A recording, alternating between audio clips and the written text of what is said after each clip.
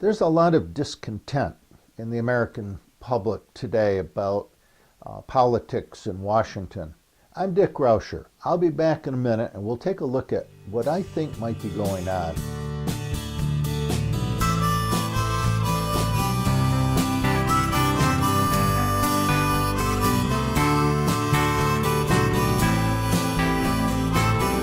A new year always gives us the opportunity to reset, to look within and embrace new realities for ourselves, new ways to think about who we are and who we want to become. All of us get conditioned in childhood. We pick up beliefs from the culture that we're raised in, and that includes prejudicial beliefs of our caregivers and sometimes the less than helpful beliefs of those we hang out with in childhood. Childhood conditioning tends to be unconscious. It enters us by osmosis. We simply absorb the beliefs of the culture that surround us. And this conditioning takes up residence in the primitive ego psyche of our unconscious inner child. It becomes part of our self-identity, kind of our operating system internally, our shadow self. Now, as we grow, we tend to hold pretty tight to these childhood beliefs, and we defend them as absolute truth. Changing a childhood belief is a very significant challenge for most of us. The most harmful and destructive aspects of this unconscious childhood conditioning are those beliefs that embrace prejudice and racism. When these unconscious judgmental beliefs from childhood are present in our nation's political system, the results can look much like the political racism that we're currently observing in Congress. This kind of conditioned prejudice and racism becomes very visible when we recognize that opposition to President Obama is personal. It is not political. Because of the color of his skin is not the color of the ruling class that history has moved beyond. They want him to fail, regardless of whether his legislative proposals are good for the nation or not. They simply want him to fail. They're fearful that the mantle of power will shift from the current white, elderly, male Christian power base to that of a younger black, Hispanic, or female power base. Now, when Tea Party politicians openly state that they're against everything President Obama is trying to accomplish, their racial bias and conditioning becomes very clear. They are not politically motivated based on differences of opinion regarding the legislative programs being offered. They unyieldingly reject those proposals because of the color of our president. They are unwilling to debate, they're unwilling to compromise, and their primary goal is making certain that President Obama's legislative agendas and programs fail. Period. The childhood conditioning, as I mentioned above, is very powerful. It tends to be unconscious, and it's not uncommon for beliefs from childhood to be aggressively defended as absolute truth. Now, given these realities, it makes sense that a politician raised in a southern state or a southern border state might be racially biased, given the fact that they were children of a generation that openly embraced a 200-year-old Southern culture of racism.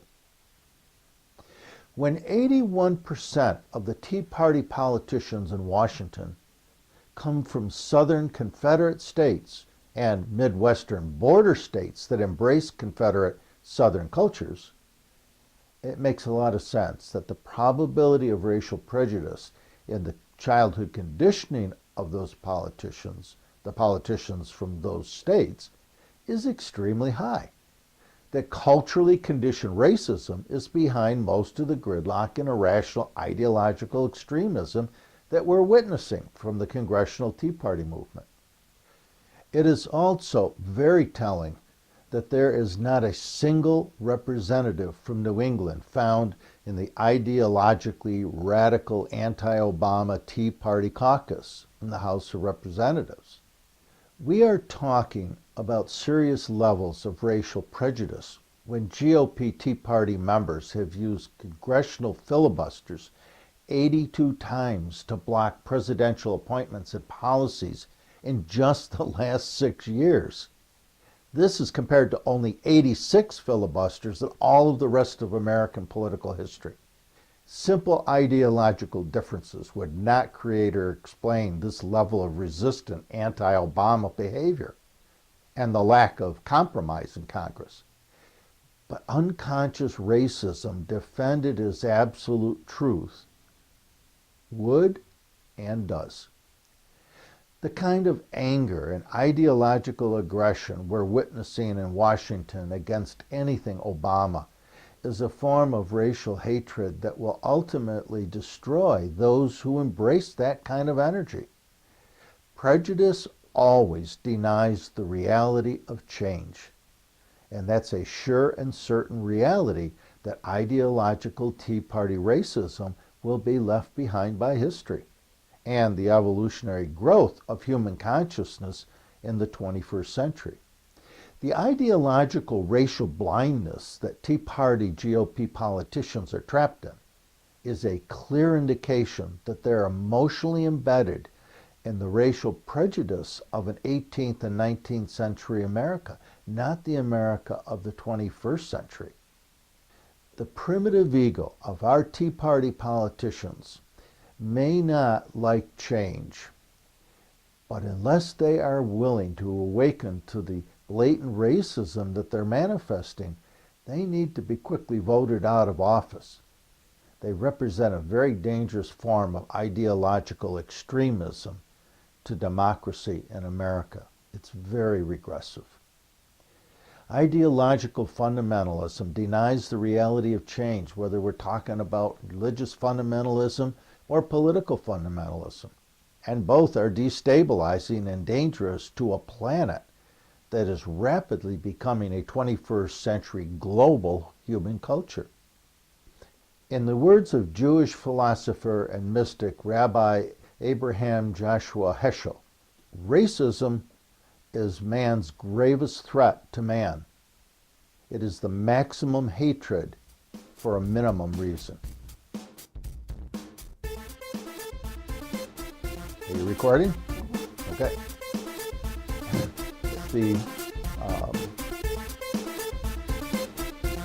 right, what's going on? Take two. I don't understand what happened. Should I say who I am? I gotta reset it, I guess. I don't know. Yeah. Take two. There's a lot of. I'm losing track of where I am here. Oh, I see what it's doing.